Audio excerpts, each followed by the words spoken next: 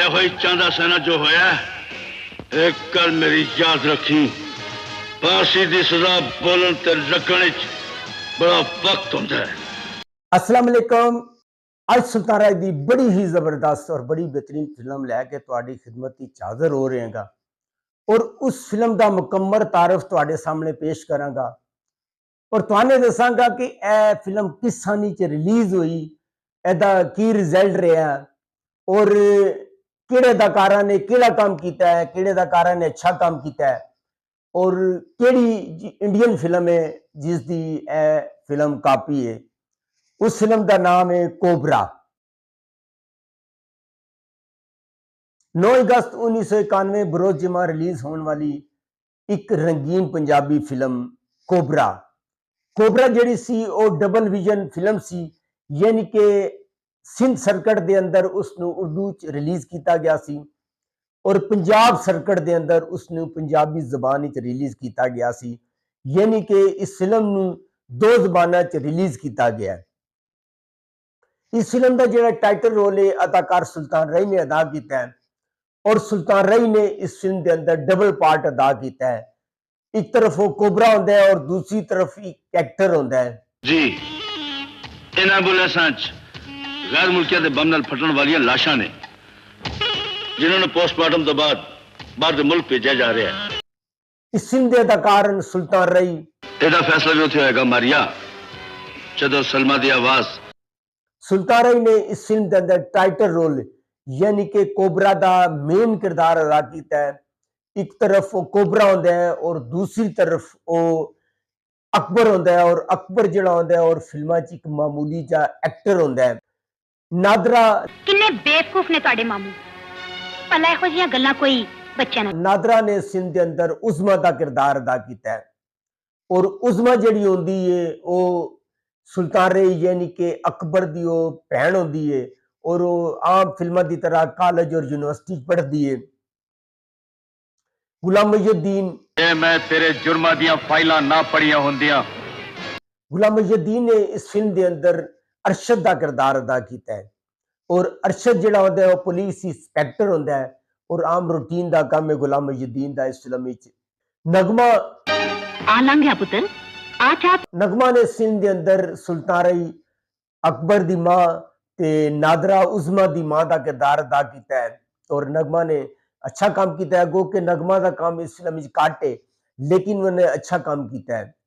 हमायूं कुरैशी हो इल्जाम मैं तेरे ते ला दिया ते फिर हमायूं कुरैशी ने इस फिल्म के अंदर डॉक्टर डैन का किरदार अदा किया है और डॉक्टर डैन जिहड़ा होंदा है उहदे 2 रूप होंदे ने। एक तरफ ते वो रोडां ते निकल के कोबरा के खिलाफ मुजाहरा करता है कि कोबरा नू गिरफ्तार किया जाए, वो माशरे वास्ते खतरनाक है, उहदे खिलाफ लोगों को इकट्ठे करके मुजाहरा करता है। और दूसरी तरफ वो कोबरा गैंग का एक रुकन अहम एक रुकन होता है, कोबरा ते डॉक्टर डैन मिल के काम करते हैं।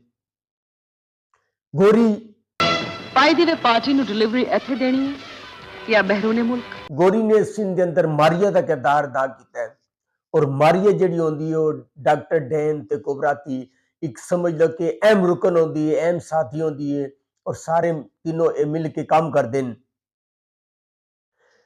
नसरुल्ला भट्ट देख नहीं रहे इंस्पेक्टर साहब मरने वाले दे लवाकीन किवें रो रो के हलकान हो रहे हैं। नसरुल्ला भट्ट ने इस फिल्म के अंदर एक ऐसे दहशतगर्द का किरदार अदा किया है जिहड़ा कोबरा गैंग का एक बहुत अहम रुकन होता है और गद्दारी के इल्जाम उन्होंने कोबरा फिल्म के शुरू च कतल कर दिता है। 1-2 एंट्रियां नसरुल्ला भट्ट दियां।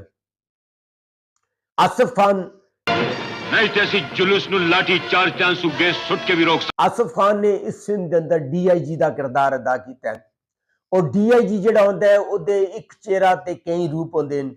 दुनिया वास्ते वो DIG होंदा है और दरे पर्दा वो ऐसा काम करता है कि जिहड़ा तुहानू फिल्म वेख के पता चलेगा कि दुनिया से वो IG होंदा है लेकिन दरे पर्दा उसे कैसे गनामने कारोबार और कैसे काम होंदे हैं।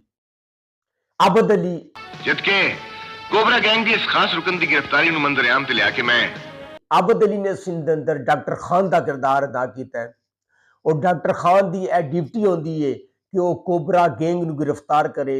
वो कोबरा गैंग नू गिरफ्तार करने च कामयाब भी हो जाता है लेकिन अगे चल के ऐसा एक चक्कर होता है कि ਉਹਦਾ ਜਿਹੜਾ ਦੋਸਤ ਅਕਬਰ ਹੁੰਦਾ ਹੈ, ਜਿਹੜਾ ਕਿ ਸੁਲਤਾਨ ਰੀਤ ਦਾ ਦੂਸਰਾ ਪਾਰਟ ਹੁੰਦਾ ਹੈ, ਉਹ ਇੰਸਪੈਕਟਰ ਖਾਨ ਦੀ ਮੌਤ ਦੀ ਵਜ੍ਹਾ ਤੋਂ ਇਹੋ ਜਿਹੇ ਚੱਕਰ ਹੀ ਫਸਦਾ ਹੈ ਕਿ ਉਹਨੂੰ ਜਾਨ ਬਚਾਉਣਾ ਮੁਸ਼ਕਿਲ ਹੋ ਜਾਂਦੀ ਹੈ। ਉਹ ਇਹ ਸਾਬਤ ਕਰਨ ਦੀ ਕੋਸ਼ਿਸ਼ ਕਰਦਾ ਹੈ ਕਿ ਉਹ ਕੋਬਰਾ ਨਹੀਂ ਹੈ।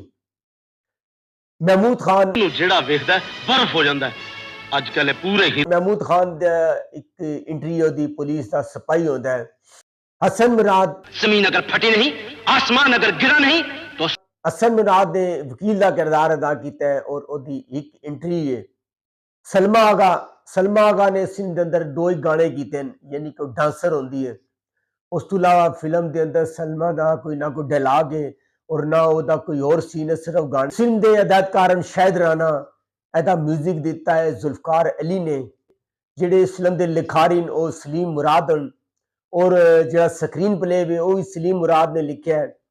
इस फिल्म के सरमायाकार मलक मोहम्मद सलीम, मलक मोहम्मद कदीर और मियाँ मोहम्मद अली, गुलकारा नूर जहां, सलमा आगा, कैमरामैन इकबाल निमी।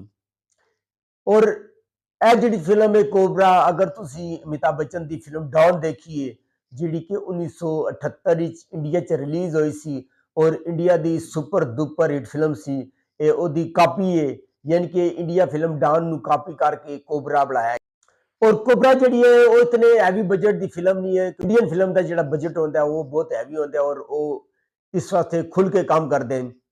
और इस फिल्म के अंदर सुल्तान री ने कोबरा का किरदार अदा किया है। एक तरफ वो कोबरा होता है, दूसरी तरफ वो अकबर होता है। और अकबर जो होता है वो एक्टर होता है और छोटे मोटे रोल करता है। इंस्पैक्टर खान की यह जिम्मेदारी होती है कि वो कोबरा गैंग के पीछे होता है और आखिरकार वो कोबरा नू हलाक कर देता है। लेकिन उन्होंने कोबरा के ग्रोह का पता नहीं चलता कि दरे पर्दा लोग काम कर रहे हैं वो किहड़े-किहड़े। वो जदों वो कोबरा नू देखता है तो उसके जहन में अपना दोस्त अकबर आ जाता है, जिहड़ा कि हूबहू कोबरा की कापी होता है। इंस्पैक्टर खान जिहड़ा होता है वो कोबरे की मौत नहीं छुपाता है और अपने महकमे नू इसके बारे आगाह नहीं करता कि कोबरा मर चुका है। और जाके अकबर नू इस चीज़ से कायल करता है कि तू कोबरा बन के उस ग्रोह के अंदर दाखिल होवेगा। और अकबर बड़ी मुश्किल तो बाद इस गल ते राजी हो जाता है। पर जब वो अकबर नू कोबरा बुला के उस गैंग के अंदर दाखिल करता है तो अकबर जिहड़ा होंदा है बहुत वड्डी मुसीबत में फस जाता है, क्योंकि इंस्पैक्टर खान जिहड़ा होंदा है वो इस दौरान उसकी डेथ हो जाती है। और अगे की होया है तुसीं फिल्म जाके कोबरा वेखोगे, यूट्यूब पे मौजूद है तो तुहानूं पता चलेगा कि जो मैं तुहानूं कह रहा है वो सच है या मैं झूठ बोल रहा। अगर तुहानूं मेरी मालूमात अच्छी लगे प्यारा जिहा कमेंट्स करियो, मेरे चैनल नूं लाइक करो, सब्सक्राइब करो ते शेयर करो ते नेक्स्ट वीडियो तक रब राखा।